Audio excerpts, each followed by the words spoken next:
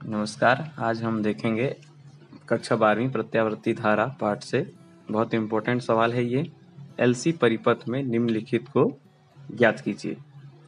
तो इसमें पहला बिंदु है परिपथ का चित्र, दूसरा परिणामी वोल्टेज, तीसरा प्रतिबाधा, अधिकतम धारा, धारा और वोल्टेज के मध्य कालांतर और फेजर आरेख। तो यहाँ एल क्या है, प्रेरकत्व को दर्शाता है और सी क्या को दर्शाता है, धारिता को।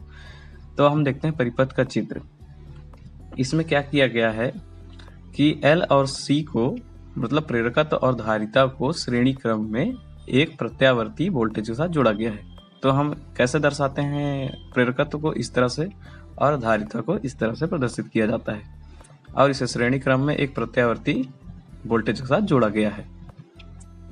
अब क्या है, जैसे ही हम इसमें प्रत्यावर्ती धारा वोल्टेज जोड़ते हैं तो जो हमारा प्रेरकत्व है L और धारिता जो है C, ये इस पूरे परिपथ में एक धारा उत्पन्न हो जाती है और वो धारा क्या है, I धारा उत्पन्न हो जाती है।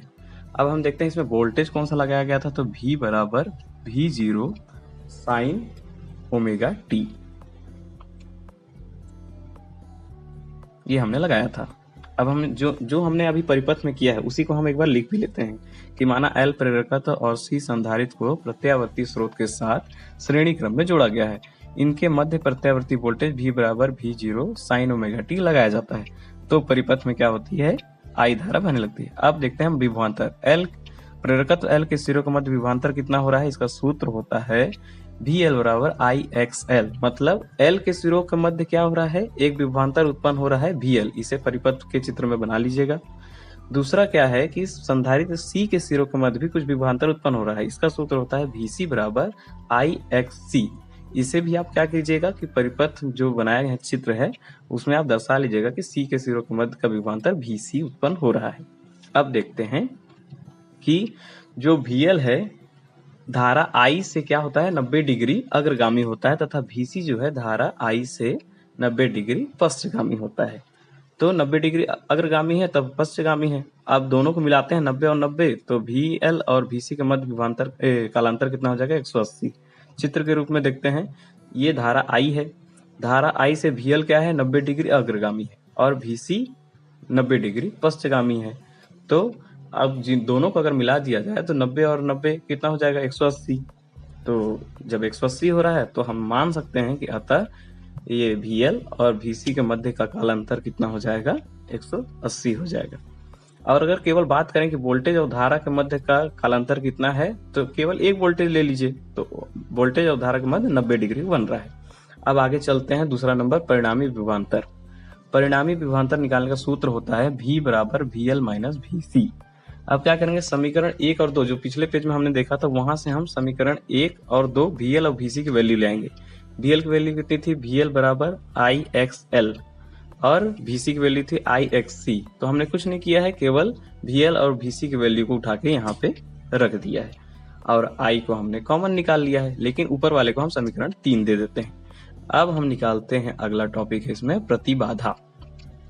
प्रतिबाधा निकालने के लिए हमें क्या करना है कि समीकरण 3 को एट इजिट उठा के वहां से यहाँ ले आना है। V बराबर IXL माइनस IXC। तो हमने क्या किया, I को कॉमन निकाल दिया और I को कॉमन निकालने के बाद पक्षांतर कर दिया। अब हम सूत्र देखते हैं कि XL का सूत्र होता है, XL बराबर होता है ओमेगा L और XC होता है बराबर 1/ओमेगा C एंड V बटे I बराबर हम ले लेते हैं Z। तो हमने कुछ नहीं किया, जो अपना ये ऊपर का समीकरण दिख रहा है सामने आपको तीर का निशान, उसमें हमने क्या किया, V बटे I बराबर Z रख दिया और XL की वैल्यू रख दी और XC की। अब देखते हैं अधिकतम धारा, इसका सूत्र है I0 बराबर V0 अपॉन Z। हमने कुछ नहीं किया है, केवल Z की वैल्यू को ऊपर से उठा के यहाँ पुट कर दिया है बस। तो I0 बराबर V0 बट्टे में हो गया ओमेगा L माइनस 1/ओमेगा C। धारा और वोल्टेज के मध्य कालांतर का वो डायग्राम बना लीजिएगा और इसको लिख लीजिएगा कि धारा और वोल्टेज के मध्य कालांतर 90 डिग्री होता है। मैंने पहले ही बता दिया था उससे पहले चित्र में, जब 90 डिग्री अग्रगामी और पश्चगामी की बात हुई थी।